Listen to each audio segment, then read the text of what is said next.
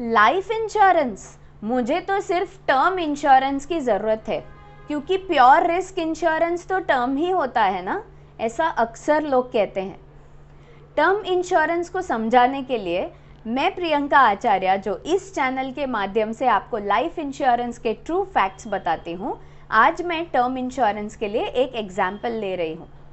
मान लीजिए कि आपने अपना घर खरीदा और उस प्रॉपर्टी पर होम लोन लिया हुआ है।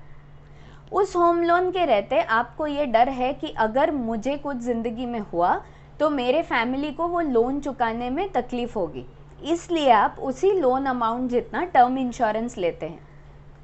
अब ये तो टर्म इंश्योरेंस रिस्क कवर हो गया, लेकिन नेचुरली आप जो प्रीमियम्स भरते हैं, टर्म इंश्योरेंस के प्रीमियम्स आपको कभी वापस नहीं मिलते, क्योंकि टर्म इंश्योरेंस सिर्फ डेथ रिस्क कवर के लिए ही है। अगर डेथ हो जाती है पॉलिसी होल्डर की तो नॉमिनी को एक बड़ा अमाउंट मिलता है, लेकिन इसमें ना कोई बोनस होता है और ना कोई मैच्योरिटी वैल्यू। जब आप टर्म इंश्योरेंस के प्रीमियम्स भरने बंद कर देते हैं, आपकी पॉलिसी ऑटोमेटिक लैप्स हो जाती है और रिस्क कवर बंद हो जाता है।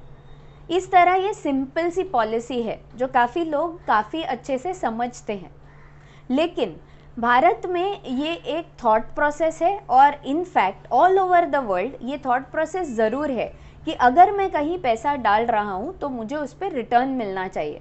अगर मैं एक पिज़्ज़ा भी कंज्यूम कर रहा हूँ तो वो पिज़्ज़ा कंज्यूम करने का जो आनंद है वो मेरा रिटर्न है। लेकिन टर्म इंश्योरेंस की पॉलिसी में आपको कभी कोई रिटर्न प्राप्त नहीं होता, इसलिए ऐसा माना जाता है कि आपको टर्म इंश्योरेंस के साथ रिटर्न ऑफ प्रीमियम की स्ट्रैटेजी को भी ऐड करना है। अब ये रिटर्न ऑफ प्रीमियम कैसे काम करेगा? टर्म इंश्योरेंस का प्रीमियम तो निर्धारित है आपके एज और हेल्थ के हिसाब से, तो उस प्रीमियम को आपको कितने साल भरना है ये मल्टीप्लाई करके आप कैलकुलेट कीजिए, आपको पता चल जाएगा कि आप टोटल प्रीमियम कितना भर रहे हैं।